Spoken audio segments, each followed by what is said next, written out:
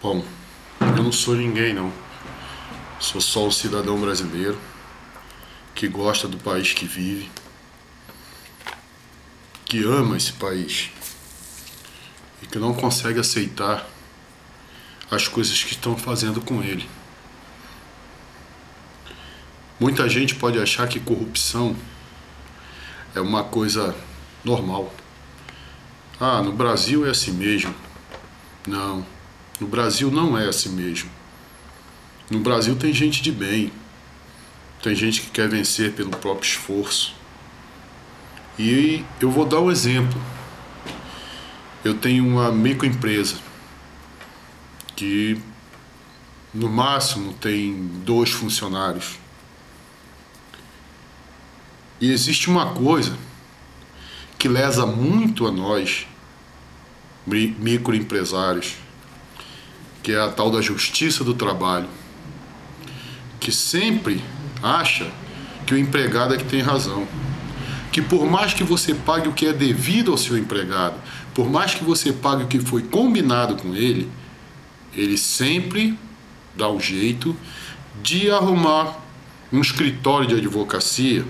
Ele não tem dinheiro, mas ele paga um advogado no escritório para entrar na justiça do trabalho e tirar mais algum dinheiro do patrão. E aí, esse advogado que vai defender ele já entra em contato com outro escritório e já fala: liga para a firma tal, porque eu estou entrando com a causa contra ele na justiça, contra essa firma. E aí o advogado já te liga e já fala: olha, você tá sendo processado na justiça do trabalho e eu posso te defender. E aí o empregado, que às vezes tem 2, 3 meses de casa com você, entra na justiça do trabalho, porque na verdade o trabalho dele é esse, entendeu? Entrar nas empresas, trabalhar alguns tempos e depois sair e ir para a justiça. O que eu acho mais incrível é que o advogado de defesa, ele já chega para você e fala: ó, se você não quiser que essa audiência se estenda mais, que tenha outras audiências, faz um acordo. Fazer um acordo por quê? Um acordo com quem? Porque se você contratou, se você tratou e se você cumpriu, você não tem que fazer acordo. Você não deve nada. Mas aí por que eles vão? Por que tem tanto caso na Justiça do Trabalho? Porque eles sabem que lá eles não vão perder. Eles sabem que lá eles vão ganhar todas. Entendeu? Aí entra pedindo quantias absurdas, inventando mentiras de hora extra, disso, daquilo, que não tem comida, que não tem isso. Tudo mentira. Porque o advogado já está acostumado a montar aquele tipo de processo. Tanto faz ser de um funcionário de 1 mês como de 10 anos, o processo é sempre o mesmo. Os dizeres são sempre os mesmos, né? Então eu quero falar para vocês, empresários, patrões, honestos desse país: se a gente não se unir, se a gente não cobrar, as microempresas vão parar de existir. E querendo ou não, são elas que aumentam a arrecadação desse país, são elas que aumentam o dinheiro que entra no caixa do governo.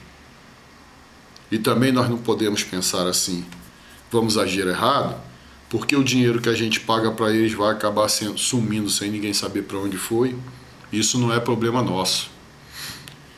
Então, qual seria o nosso problema? Cobrar daqueles que nós elegemos, né, que eles parem para pensar um pouco, porque eles queiram ficar ricos. Tudo bem, todo mundo tem essa ambição, mas honestamente, trabalhando, fazendo alguma coisa para a qual eles foram eleitos. Essa justiça do trabalho, a lei de hoje, era da época que os cidadãos tinham honra, né? Era da época que os cidadãos do nosso país tinham honestidade. Quando a lei foi criada, Era justamente para punir aqueles patrões errados, que colocavam as pessoas para trabalhar quase de graça, né? Que faziam o que queriam, né? E esses deveriam ser punidos mesmo. Esses eu não sou contra. Mas e os patrões que só querem trabalhar? Que só querem também viver a vida deles? Aí você vai para uma justiça do trabalho, o juiz bate o martelo lá que você tem que pagar 20 mil por funcionário, a qual você não deve um centavo. E aí ele acaba com o capital de giro da sua empresa. Ele não quer nem saber se você tem condição de pagar aquele dinheiro. Porque o empregado pensa assim: é patrão? Tem dinheiro, né? Muito fácil. Eu já disse para vários: vai ser patrão, vai ver o que o patrão passa. Porque a justiça do trabalho devia se chamar justiça do trabalhador, não do trabalho, né? Porque ela só pende para o lado do trabalhador. O trabalhador arruma lá umas testemunhas que não sabe nem de onde veio, conta a história deles, eles vão lá, conta a história daquele jeito e você é condenado a pagar aquela quantia. Eu fico indignado com isso, porque eu gosto muito desse país.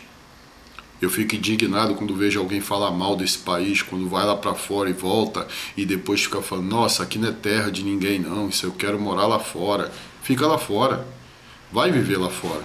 Deixa quem gosta do país viver aqui. Eu fico indignado quando eu vejo nessas redes de televisão, as novelas, as pessoas falando mal do nosso país. Isso não deveria ser veiculado. Isso não deveria aparecer numa tela de TV.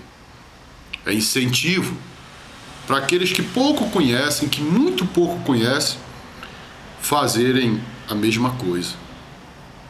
Quanta gente ganhou dinheiro nesse nosso país, quanta gente ficou rico, ficou milionário nesse nosso país, né?